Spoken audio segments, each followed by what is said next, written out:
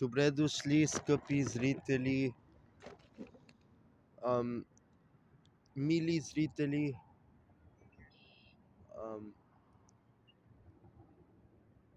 уважаеми зрители. Нека всички, които мислиме в ляво и сме социалисти, социално мислещи или социал-демократи, демократични, да наподкрепяме изобщо управлението в Народното събрание, да наподкрепяме изобщо господин Атанас Зафиров, да не подкрепяме изобщо Драгомир Стойнев и ръководствата им и фалшивата им партия. Нека подкрепяме истинските личности, като Християн Вигенин, като Сергей Станишев, като Елена Йончева, като Румен Радев. Нека подкрепяме тези истински ляви лица, които имат не само лика и приликата, а характерът на истинско ляво мислест. Нека всички социал-демократични хора, социалисти, свободно мислещи леви хора, които искат социални промени, да знаят, че няма никакво нещо като думата стабилност в това управление и в Обединената левица. Фалшивата Обединена левица предадоха не само избирателите си, а и собствените си, и идеята за социал-демокрация. Предадоха идеята за свободен народ. Предадоха идеята за силен народ. Предадоха идеята за солидарен народ и република. Предадоха републиката ни.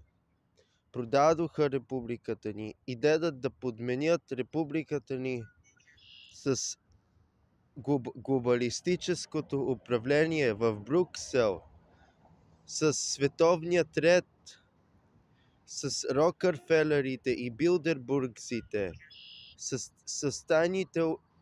общества или частните общества. А ако това не ви звучи реално, не знам какво ще ви звучи.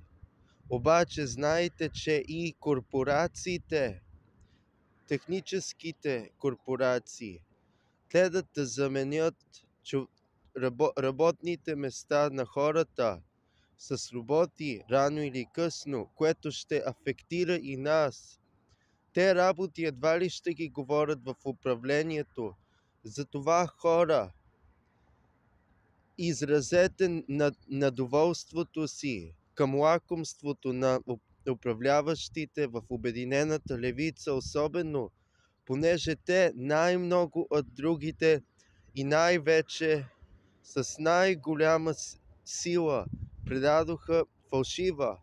предадоха избирателите, симпатизантите и приятелите на лявата идея, както сигурно винаги са правили. Обаче разликата е, че този път вече предателствата стават толкова големи, че са твърде видими. Подиграват се с интелектът на народът. Искат да ни заменят искат 3 района от 8 области да бъдат само 3 или 4. Представяте ли си за каква глобалистическа привърженост става дума? Пристрастията и им са към Брюксел, привърженостите им към Брюксел, принадлежността им към Брюксел, вместо да мислят кое е най-добре за Европа, кое е най-добре, би трябвало да мислят кое е най-добре за родината, кое е най-добре за нашият народ, кое е най-добре за нашите хора, кое е най-добре за нашите млади, възрастни и всичките ни поколения. Това надали ще го помислят, понеже поради незнайни причини са се обединили фалшиво. Въпросът е какви промени трябва да се правят. Истински промени, разумни промени, реални промени или подмени. Още повече да продължат корупцията. Вместо да бяха казали, че не искат да управляват на всяка цена. Вместо да бяха казали, че не искат да крадат на всяка цена. Вместо да са казали, че не искат министерски позиции на всяка цена. Вместо да са казали, че не искат да продадат републиката ни на всяка цена. Вместо да са казали, че не искат да имат постове и власт на всяка цена, вместо да са казали, че не искат да са коалирани с десните на всяка цена, се причупиха и казаха, че едва ли не имало нужда от това и онова, с Лъчкинята, Дора Янкова и всичките им фалшиви ръководства. Обаче това не са истинските леви хора. Това не са истинските леви министерства. Това, които са нужни.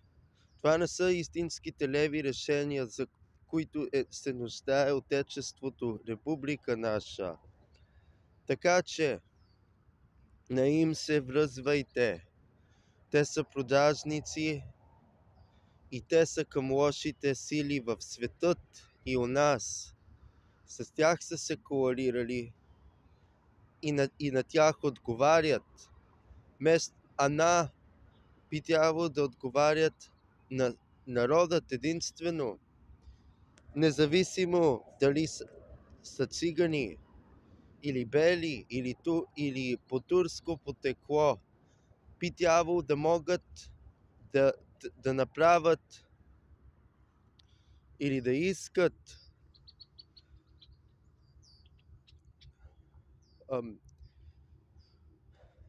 решения за всички, работни места за всички, заводи за всички, фабрики, фирми, електроцентрали за всички, и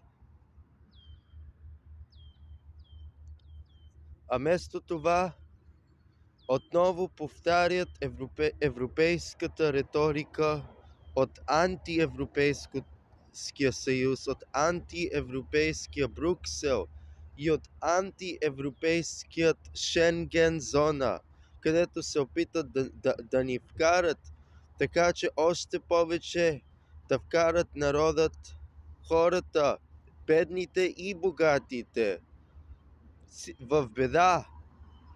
Призовавам богатите, които мислят за народа, да видят, че това управление и на тях ще посегне. Призовавам богатите, които не са твърде алчни, да дадат малко на бедните. Пари, храна, поне питиета на бездомните, на уличните хора и на помаците. вместо само да гледат в себе си. Твърде егоистичен е станал голяма част от нашия народ. Тези, които не са егоисти, не са лицемери, не са алчни и да гледат далече от властта. Е странно, би трябвало да гледат във властта по социалните медии и да им кажат: не искаме глупостите ви, не искаме фалшивите ви решенията ви, не искаме глобалистичните ви идеи. Не бъдете слепи. Тази част от народът, която не е заспала, пробудената част, информираната, а най-вече разумно мислеща, с мозъци, да каже под социалните медии или в стачките, които са против магазините и цените, да каже каква република иска. Тази, която предлагат от Брюксел, или реалната, и да каже на тази коалиция дали или да попита на чии интереси служат, на чии принципи и на чии стойности, на чии пристрастия, на чии пари служат, на чии подкупи служат, че отново продават народа си. Продажниците отново се завърнаха чрез нов министър-председател в нашата република. Продажниците се завърнаха в нова коалиция, подмазана като червило, ефтино, като едно скъпо червило, като един скъп грим, като една скъпа пластична операция. Продажниците се обединиха в това да има антистабилност, да има антиуправление, да има антиобединение. Така че на им се връзвайте. Това, мерси за гледането и споделете.